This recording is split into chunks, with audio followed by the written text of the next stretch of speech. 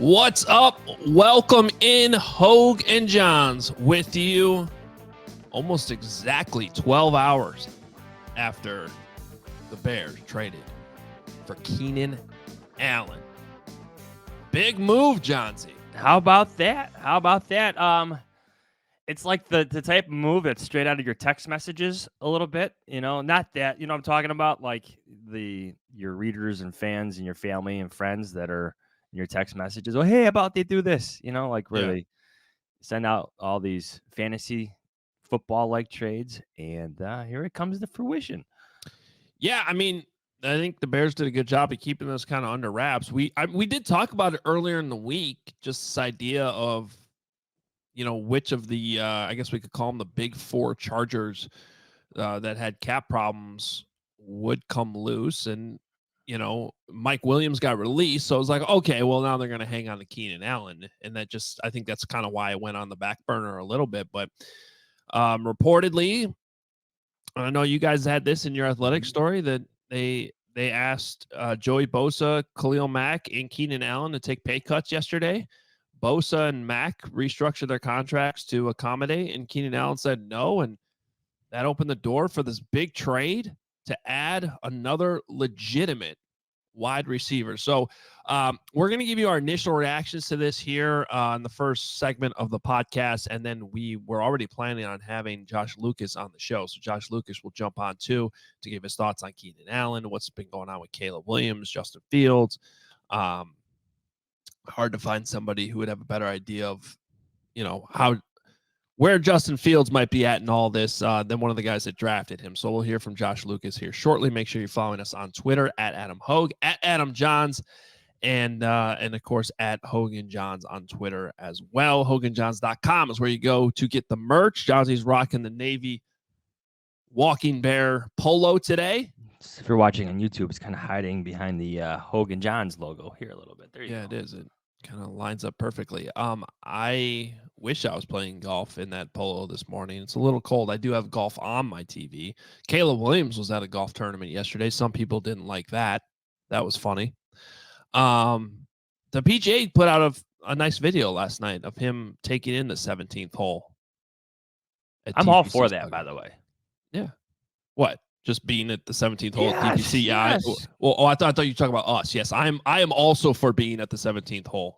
I generally like the idea when other elite athletes take in other elite athlete performances. Yeah. And the attention he's getting before even getting into the NFL tells you a little bit about the superstardom. And of course, it needs to be backed up on the football field. So we're a long way from getting there, but it is pretty fascinating at this point.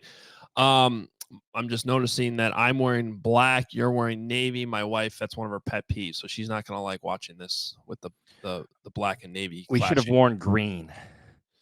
We should have, especially you, because I feel like St. Patrick's Day is more like your Christmas holiday. I just wanted to model the golf polo, though. Yeah, no, that's a good job by you.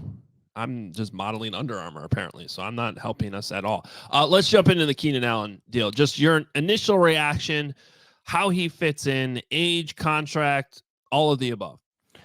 My initial reaction is that the Bears are significantly and immediately improving their situation for a rookie quarterback. Like, I get it. Justin Fields is under contract. He's still their starter for the time being, but the situation for any quarterback has significantly improved really throughout free agency. I mean, look, DeAndre Swift, he upgrades the running backs room. You have a true center now in Coleman Shelton, not a guy like Ryan Bates who could play center, but has that versatility to play guard too.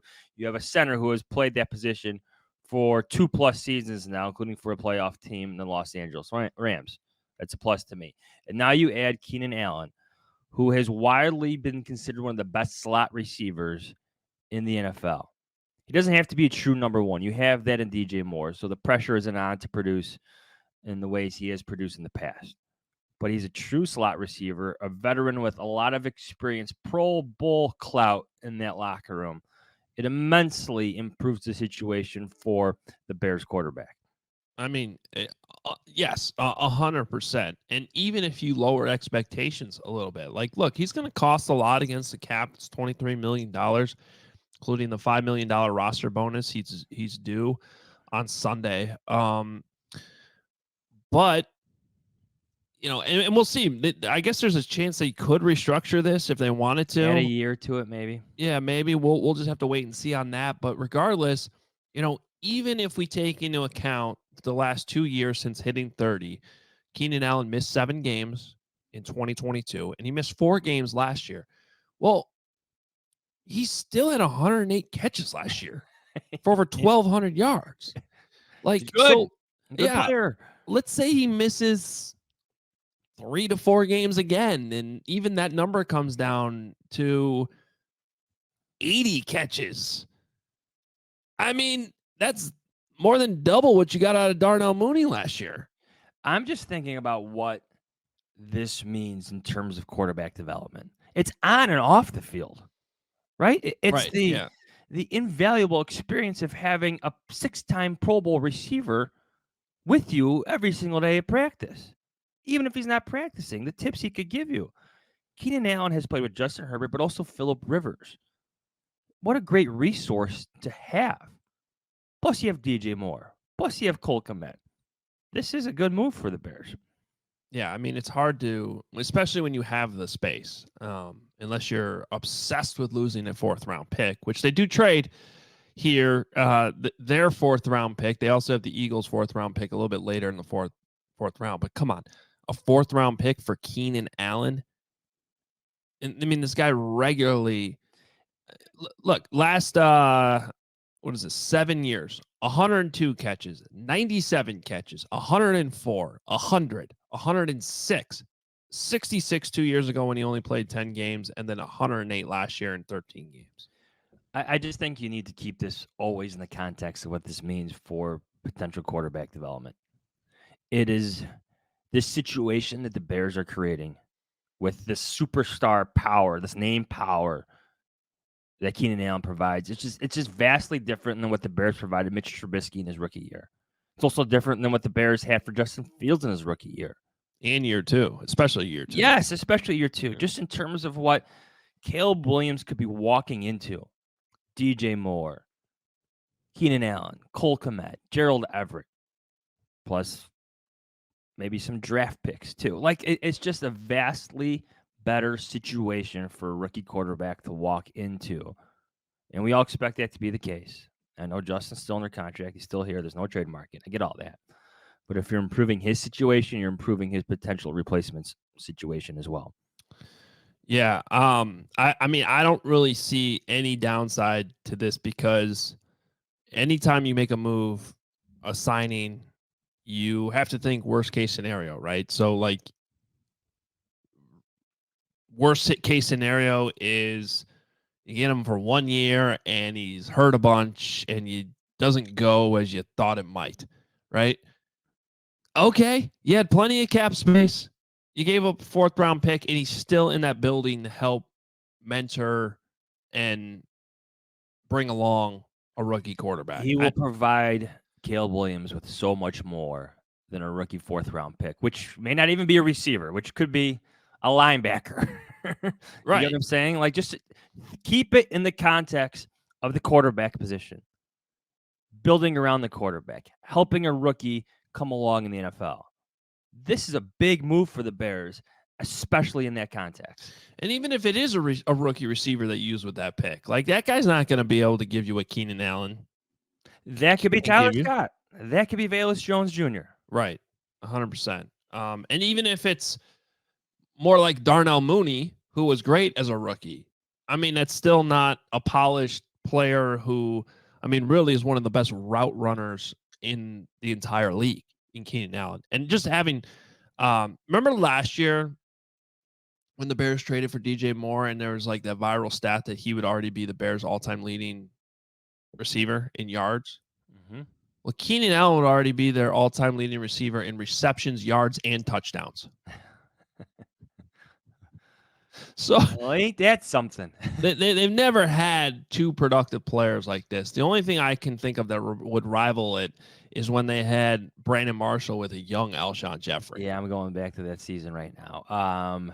So that season, you had let's see here. So it's 2014. What was the big year? 2015 is when they exploded. Is that right? No, No, I think it 2013. was the 2013. 2013 season. 2013. But Alshon was just in his second year that year. Yeah, 2013 would be the year when you had.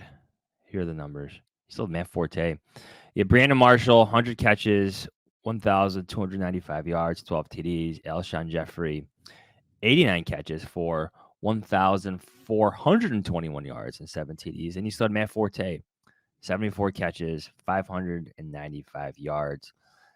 That would be Jay Cutler's. Where did he rank that year? Let's see. In terms of yards, One of his best seasons. one of his better seasons. Actually, hold on a second.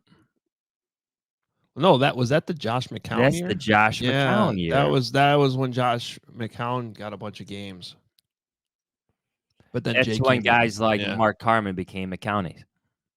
Yeah, might not have been wrong.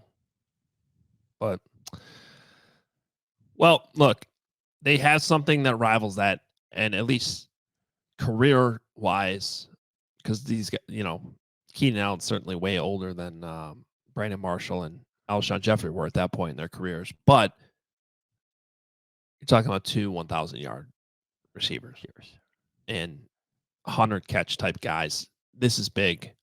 No matter who's playing quarterback, it's a big addition. You just hope he stays healthy, and it's gonna be exciting. It's gonna be exciting. All right. Well, we're gonna reset here. We'll bring in Josh Lucas. We love having him on the show. It's been a few weeks, so we're gonna got a lot to talk to him about, and we'll do that right now.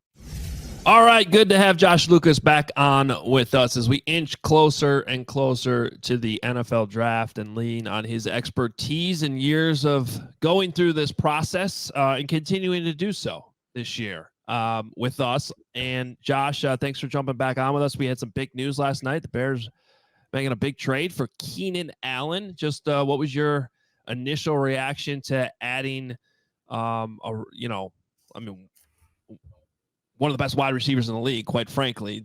Obviously, he's older now, but this is still a 100-yard or 100-catch player, 1,000-yard receiving every single year, it seems like, that they've just added to this wide receiver room. Yeah, I think the first reaction, I've always have not been a big fan of adding any skill position over 30 years old into your roster. Especially one you're going to have to pay, has not worked out too favorably in any of those situations I've been around in the past. That was my first blink thought. Then I watched this tape.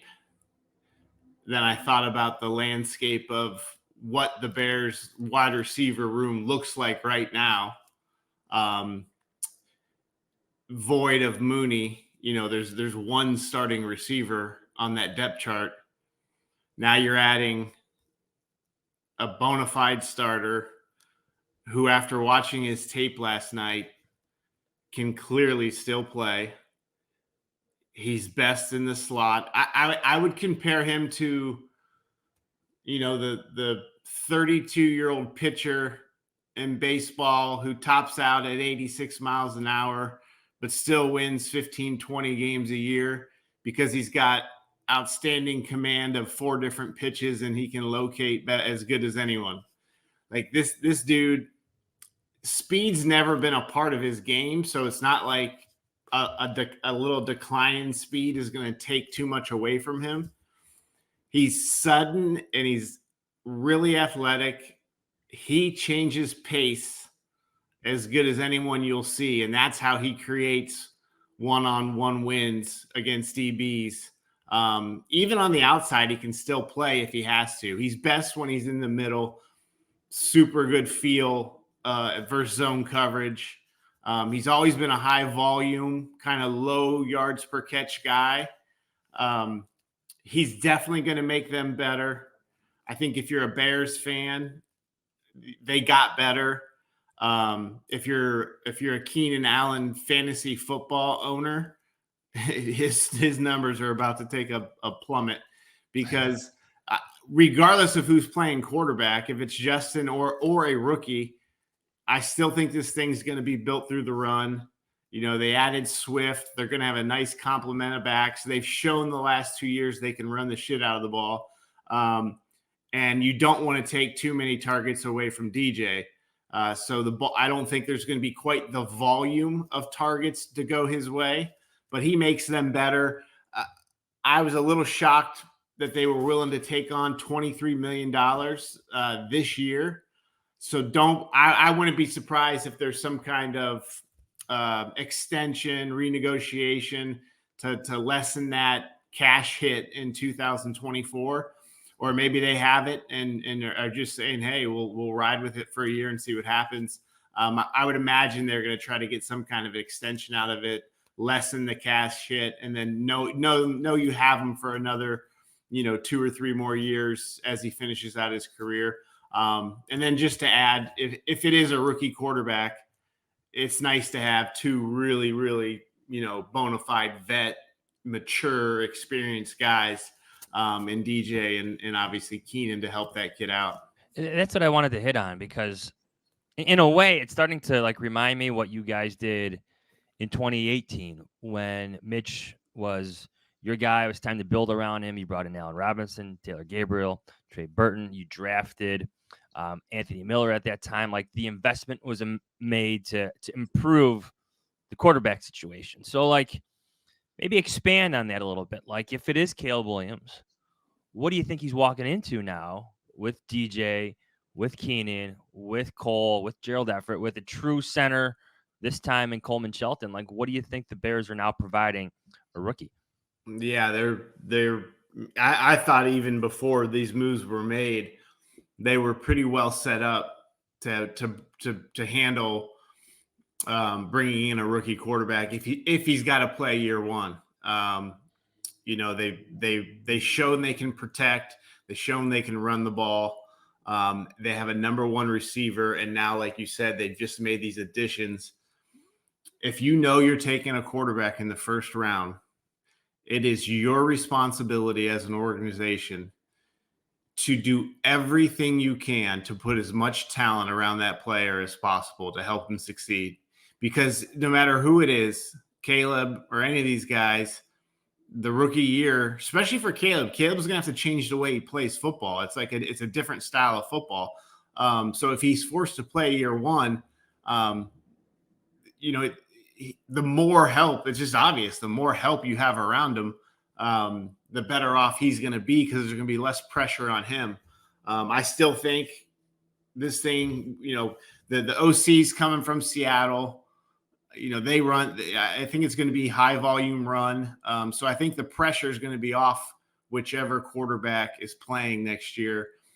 And when he's got to throw the ball, they're starting to put together a nice little basketball team of targets for him, because if they were to hit at 9 on one of these receivers, or even later, in the second round, like there's some good receivers in this draft. So, if they were to hit at 9 on one of these receivers, and you're rolling out there with TJ Keenan and one of those top 3 cats that's in this draft, the consensus top 3, of Marvin, Malik, and Dunze.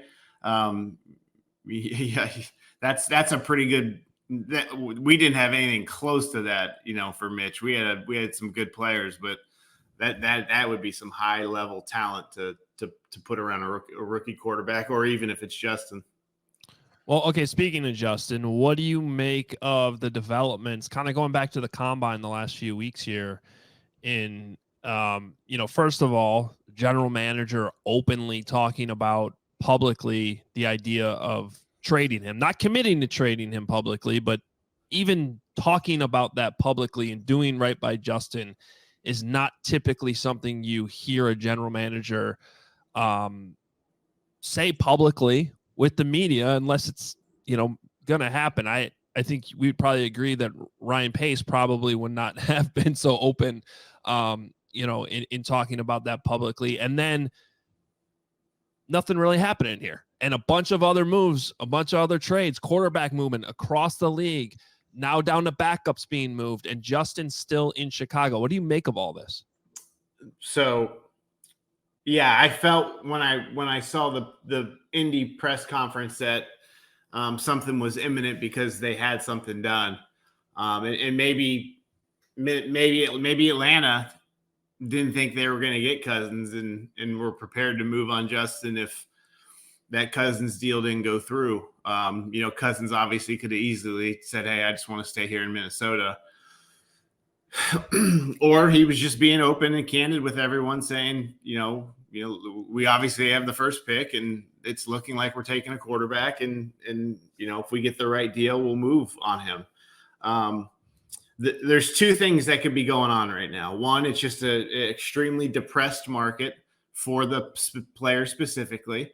If you look at his career numbers, you look at his performance in the fourth quarter, the fumbles, the win-loss record, you can make an argument that his value probably isn't as high as what everyone thought it was going to be, postseason when he had a little bit of momentum going. So you could have a depressed market where, hey, it's not worth moving him for a 4th or 5th round pick. The other thing that could be happening is the NFL is screaming and telling everyone that the best thing to do for a rookie quarterback is not to play him.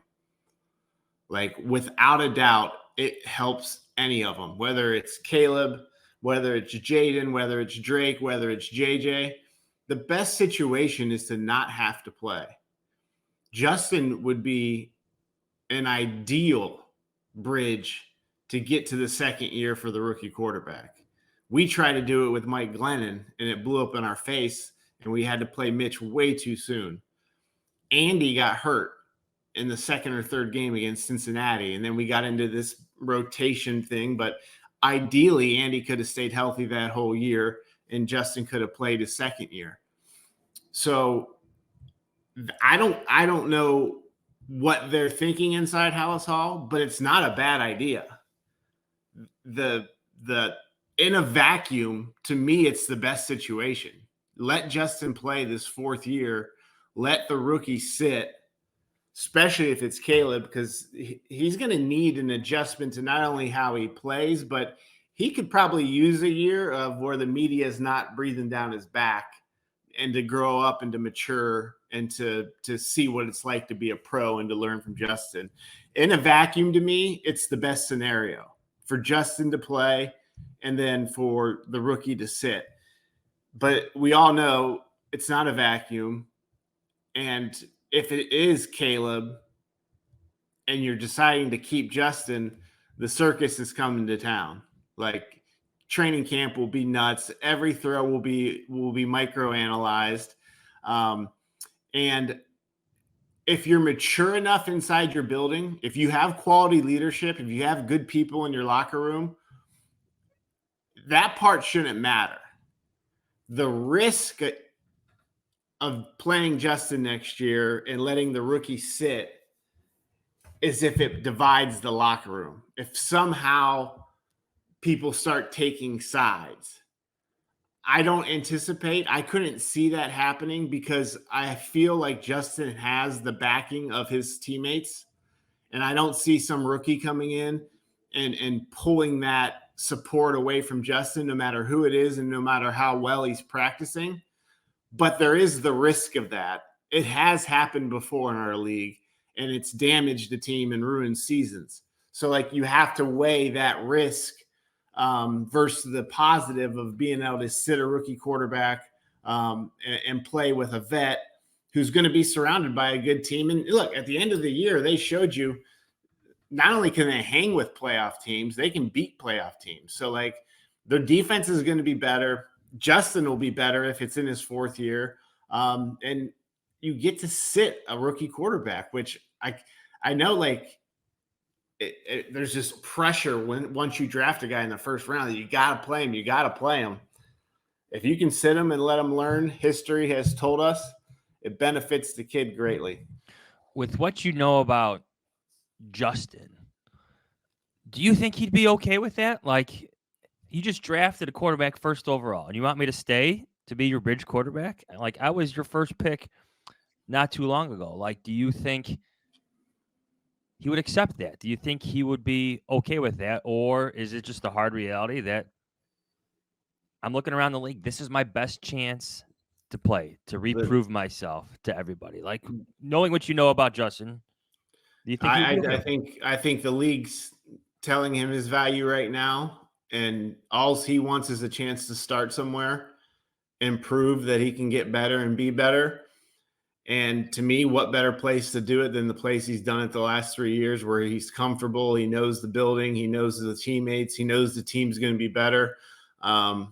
Obviously, the GM did not draft him, so obviously he's well aware of that, and he's probably known for a long time that there's always a chance that this new regime could come in and get their own guy.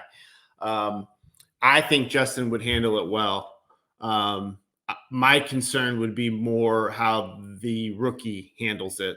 I think there's probably you're talking about these top 4 quarterbacks. Without me knowing enough about their character and their back and their makeup, because that's not something I've had a chance to really go learn. All I know is the tape. I'm guessing a couple of them would probably handle it much better than a couple of the other ones. And the one I would be worried about the most is Caleb, because I think Caleb walks into any building and he thinks he's the best player. And that's probably a healthy thing in a lot of ways, but could cause some distractions early on.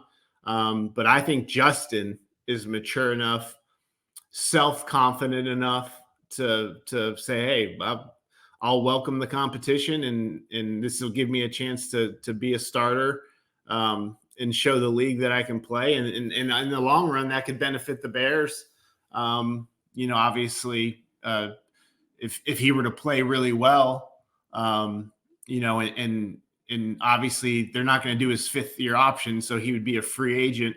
And if he were to sign somewhere for a lot of money, that's, it opens the door to compensatory picks down the road. So there's a lot of ways it could benefit them if he were to stay and play.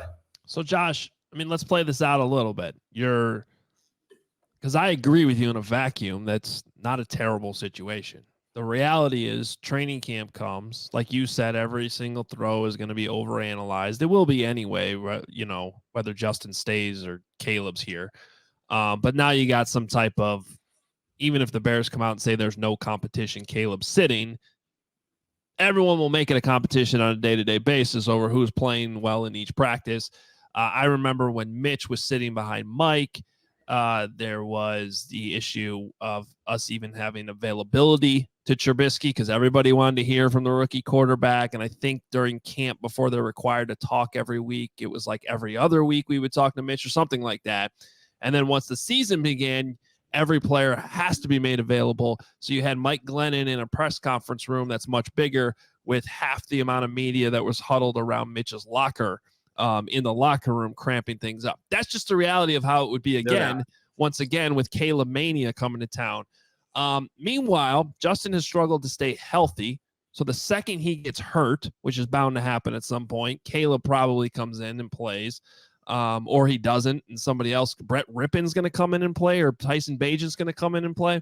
That's going to set up another controversy. And the compensatory pick sounds great, but if Justin's playing well, don't you look to trade him before the trade deadline? Well, with that, I was going to bring that up, but if he's playing well and you're in the playoff hunt, this all comes down to another interesting topic that we won't have time to delve into today, because it's there's everyone in that building's got an agenda. And that's all 32 buildings. The GM's got an agenda. The head coach has got an agenda. And the first-year OC's got an agenda. So if you're the head coach who's got to win this year, or he's gone, and you're playing well because Justin's playing well, you think he's going to want to trade the quarterback in the middle of the year and just throw a rookie out there? So, that's a whole nother 2-hour discussion. So the bottom line is, this is, I think, for all of us on the outside looking in, this could go a million ways. Most likely scenario, obviously, they probably think they can get a 4th recoup that fourth they lost last night, for Keenan. But maybe they just wait it out a little bit to see what happens in the draft and see if someone's willing to give them something a little richer. And Justin's in another building next year. That's probably the most likely situation. But I don't think it's far-fetched at all to think that in the back of their minds, they're having that discussion of, hey, what if we just let Justin play a year and let whoever we take sit? All right, so let's beyond the quarterback conversation, beyond the first pick. Like, what do you think Keenan Allen's arrival, place on this roster, means for number 9? Like, I think it helps you if one of those top 3 receivers isn't there and there's a run on him before you. Like, okay, now I could take the best pass rusher. Like, or I could trade back because someone's calling up for JJ McCarthy. Like, what do you think that means for the number 9 pick? I thought on Tuesday or Wednesday, when I was just kind of looking over the guys they've signed and what that depth chart looked like, that some way, somehow before the draft, they needed to add a legit wide receiver or pass rusher. Whether that's a 3 technique, which obviously we know are impossible to find and they went fast, or a defensive end to play opposite of Sweat, to allow you some versatility and allow more options at pick 9. So I think you're right in saying having Keenan in the building and having DJ, if they want to take the best defensive player available, which realistically could be the first or second guy on your board defensively. Like, you're hoping all 4 of these quarterbacks go. 2 of those receivers are going to go for sure. And there's a really good chance the tackle from Notre Dame could go. And you're getting really close to 9, and no defensive player has gone yet. My guess, the most likely defensive player to go before 9 is going to be Dallas Turner because of that rare upside. And so you could be sitting there at 9 with your second and third, and maybe even your first defensive player on the board. So adding that, so a solid starting wide receiver. So now you have 2, and obviously you still got to add another one. And there's a lot of receivers in this draft if they don't get one at 9. Josh, getting back to the quarterbacks, is Caleb Williams still QB1 for you? Have you had any new information? I know you're going off mostly the tape, as you said earlier, but I mean, do you still feel that way? And is there a gap between him and everybody else? Where are you at with these top 4 quarterbacks, let's say? No gap. Him, and then a gap as far as pure talent, pure throwing ability, mixed in with the athleticism and the instincts. That's never changed for me. As this process wears on, you start to hear more and more stuff. There's a handful of things I've heard that would scare the shit out of me with that player specifically. But I do not know that they're true. This is coming from sources, so there's so much smoke right now. I don't know Caleb Williams. I'm not going to pretend to know him. He could be the greatest guy in the world for all I know. But there's a few things that I've heard that could be quite disruptive to his process. And that has to be vetted, before you are willing to take him at that pick. And they'll have plenty of time and plenty of exposure and plenty of opportunity to make sure they know what they're getting in the player. As far as the other 3 guys go, I think they're all worthy from a talent standpoint, but none of those 3 guys, to me, are going to be transcendent. Just drop them into any bucket of any team, and they're going to change the organization. I think all three of those guys are going to need a lot of help around them. Do you have any favorite, I guess, risers with all the tape that you're watching? Like, are you creating a list of favorite players for yourself? Like players that you would, put up high on your board? The player, there's two players right now that I'm absolutely in love with. Both go to Texas, both from Texas. The defensive lineman, Byron Murphy, he is special. He's a hell of a player. When I originally saw the body type, little bit of concern with the height and the length, but the way he plays and the power in his hands, he can compensate for a little bit. It still shows up. You watch the Washington game, there's a few times where the lack of length really shows up. But you want to talk about an ass kicker with a motor that has instincts. He's cock strong. He can leverage. He can rush the quarterback. He can win on edges. He can win with power. He's really, really dynamic. He's going to be the first defensive tackle taken, and he's going to be a hell of a player in the NFL. And he's extremely scheme versatile. Whether you can play him at the 3, you can play him at the 1, you could play him at all different types of positions in an odd front.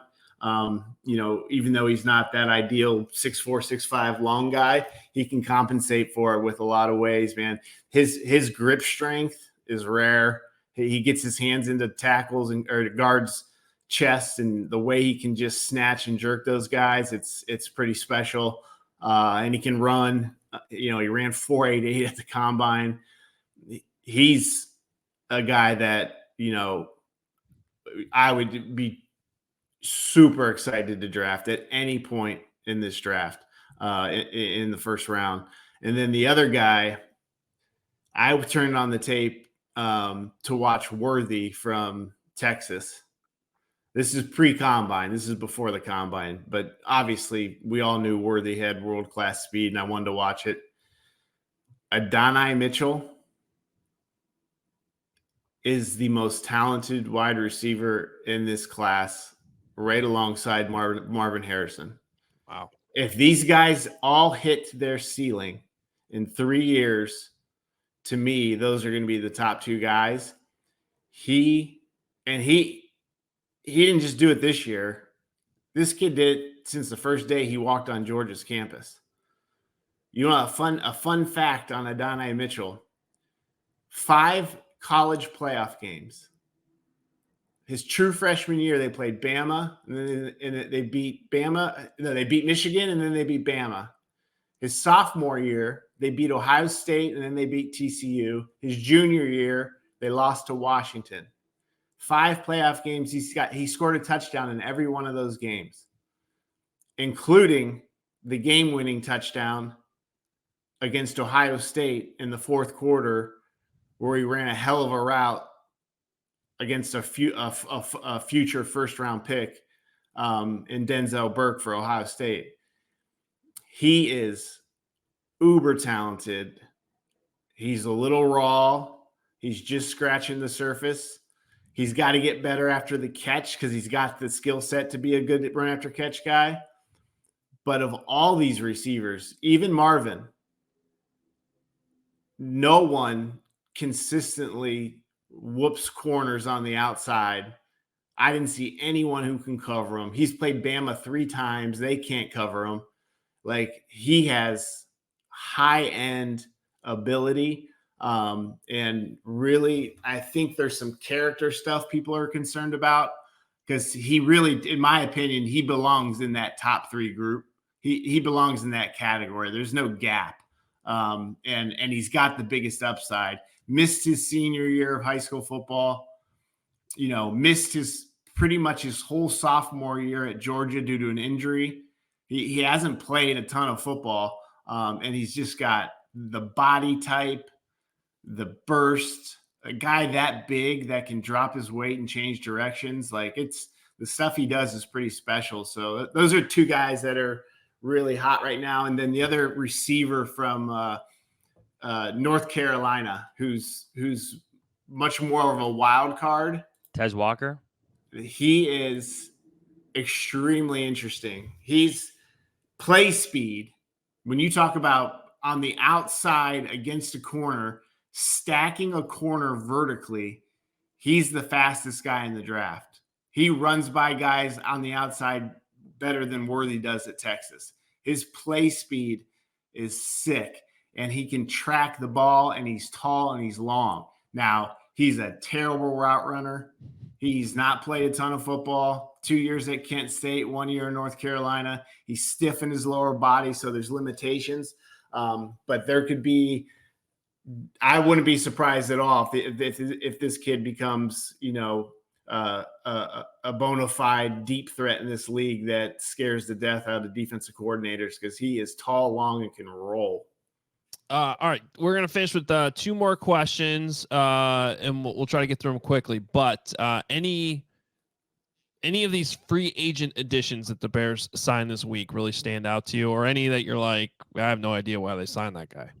I think they went I like the kind of, bargain basement shopping in free agency. I think there's always 1 to 3 guys that are big ticket items that you want to try to land. I think for them this year is probably if one of those 3 techniques popped open. And the only one that hit the market really was the Dolphins guy, Wilkins. And I don't know if they got in it or not. I heard they got in on Saquon, and there's only so many of them that you can get in on, and whether they just got outbid, who knows? But what they did do was add.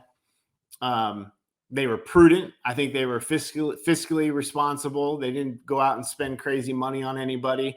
The new OC is coming from Seattle, so obviously he wants a quality stable of backs.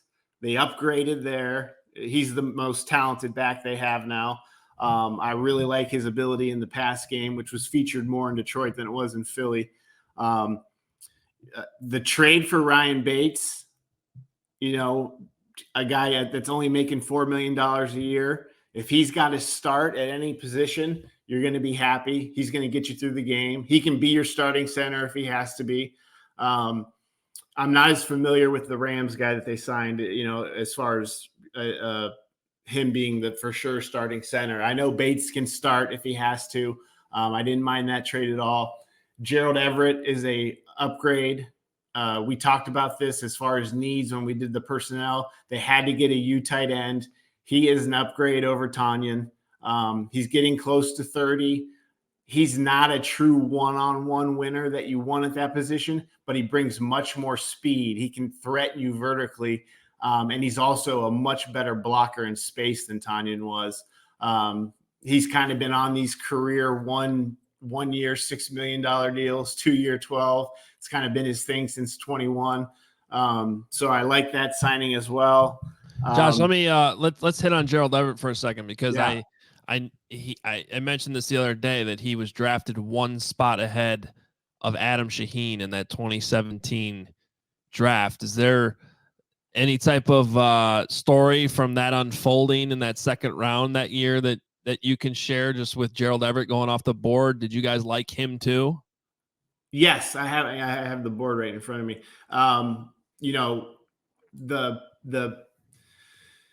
The idea for us was, we had signed Deion Sims to kind of be a Band-Aid Y tight end. And we had Zach Miller, who we thought we could get a couple more years out of. The priority, if it came down to it, was drafting a true Y tight end that could be a hand in the dirt guy, control the line of scrimmage, and add value in the pass game. And Njoku was our top tight end as far as a guy that could do it all. Obviously, he went in the first round. There was a couple U receivers, that we really liked that were, just pass catchers. Gerald Everett weighed 227 pounds coming out. So there was Ingram, there was OJ Howard, there was Everett. Ingram and Howard went in the first round as well, or before we picked. So when we got to our pick, like even though Everett was graded right, we had him right behind Shaheen. Like we were going to take the Y tight end. That's what we thought are harder to find. The smaller pass catching guys are easier to find. We knew we were taking a huge risk in taking a guy that was coming from Ashland, and there was a possibility of a grand slam or a strikeout, and obviously we struck out.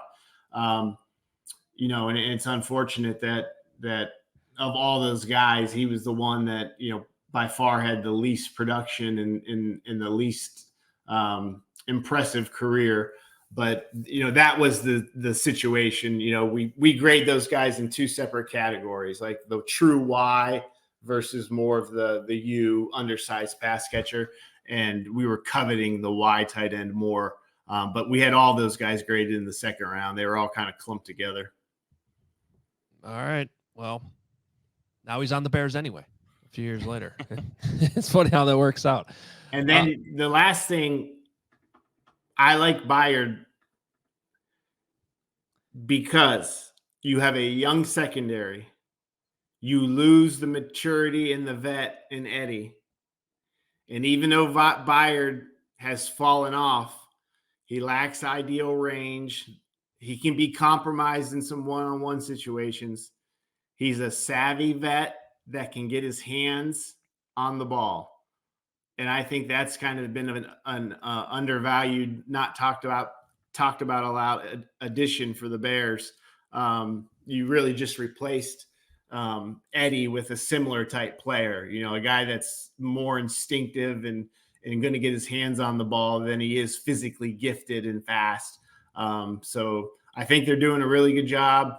I don't think this team, as long as this regime's in place, is ever going to have to go wild in free agency because they've shown they can draft really well.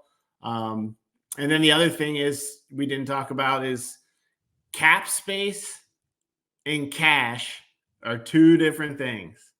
People talk about the cap all the time. It's the most meaningless discussions. If you have no cap space, you can create cap space with cash.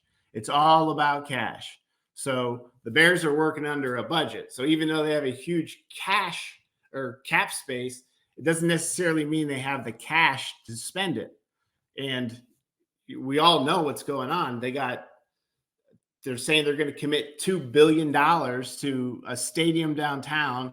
They spent $160 million on an empty plot of land. Like that stuff plays into your yearly cash budget.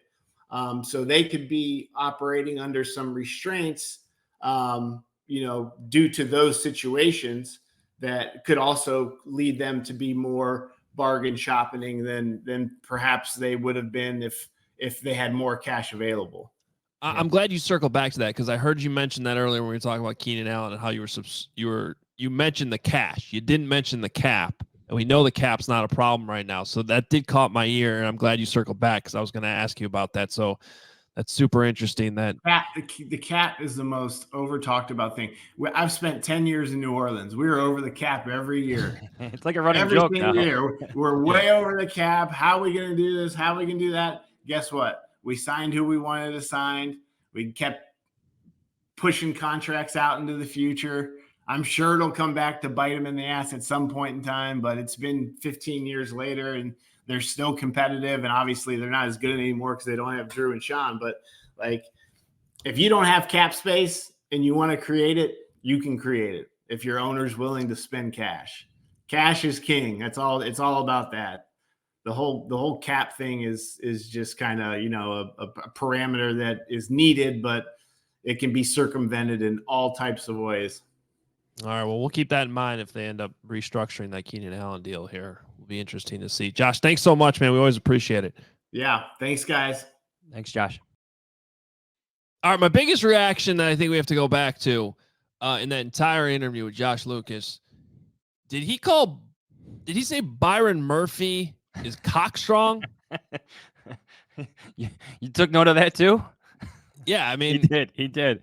I probably should have jumped in and followed up, but Do we have a definition on what that means? Like literally within that moment, like I was, what?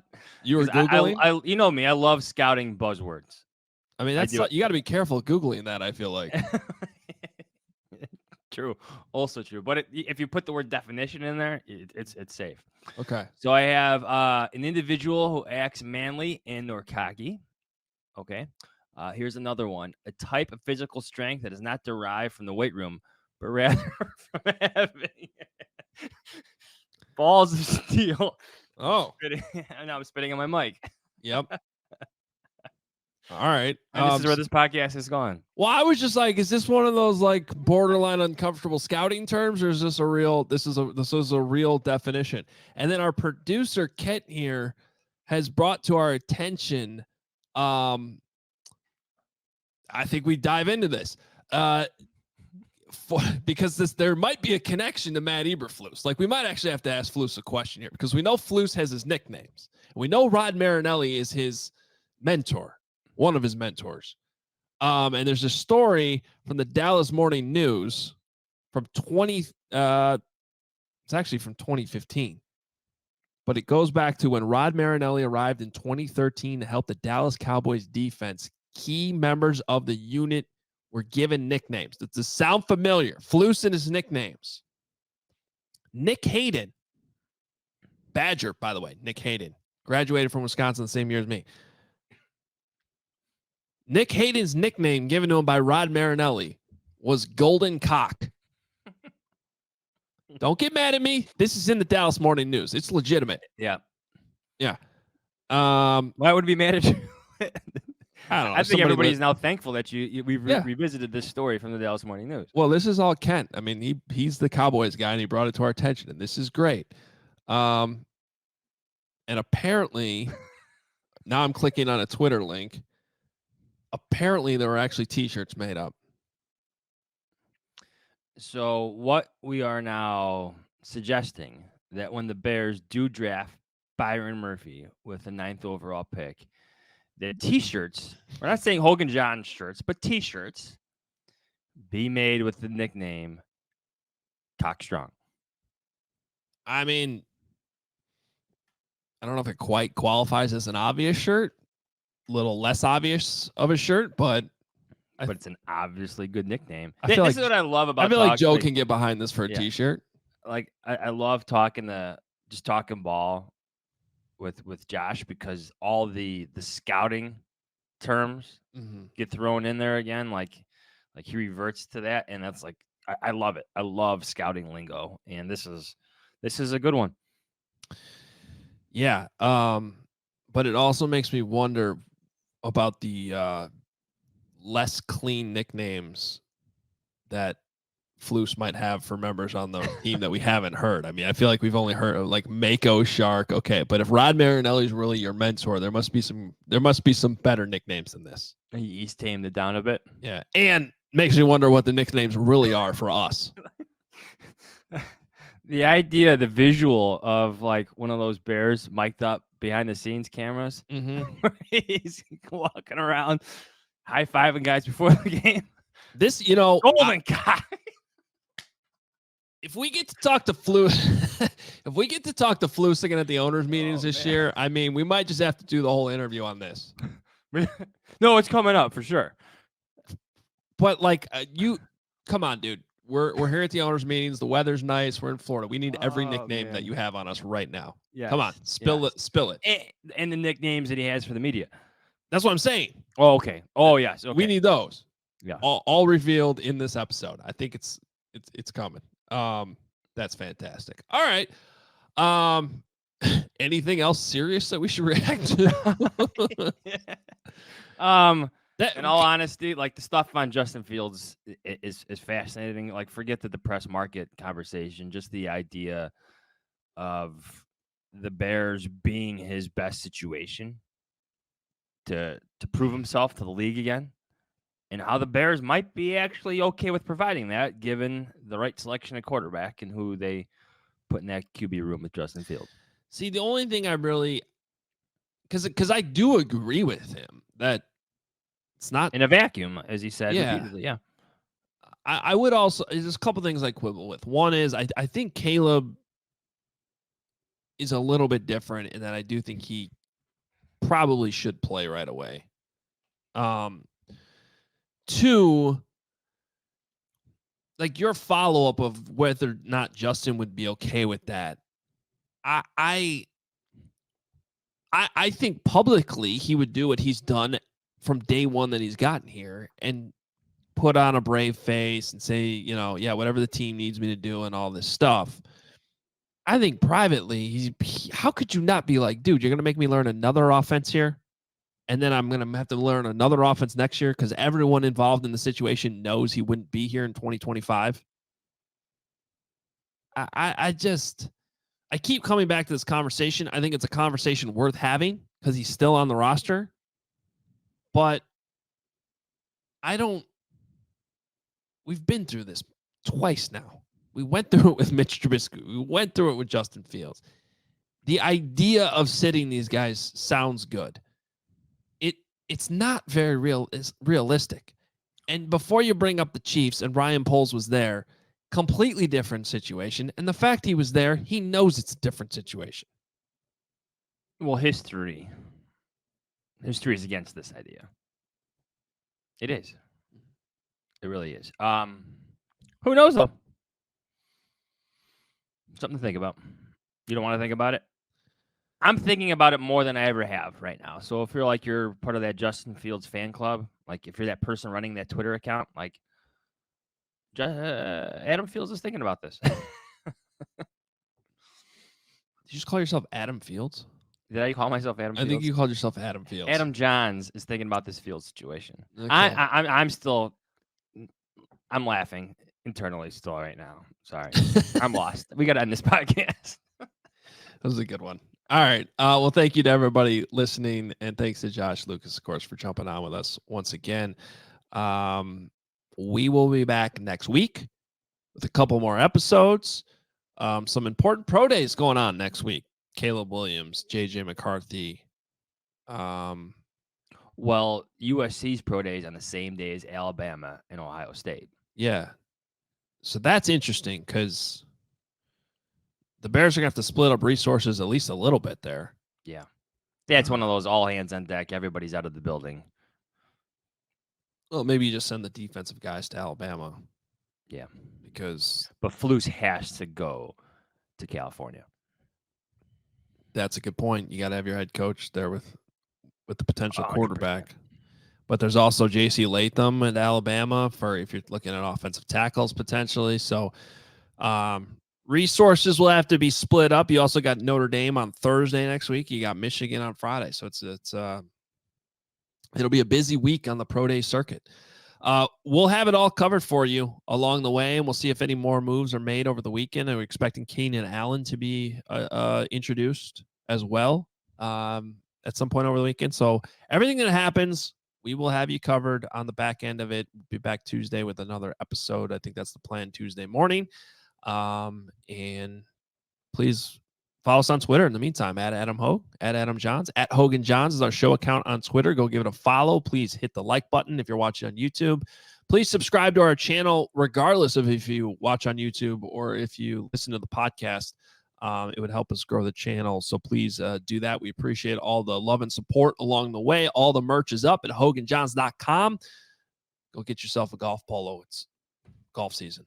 It's here. I might even go play some holes later this afternoon. The sun's coming out. Looks kind of nice outside. We'll be back next week. We'll talk to you then. See ya.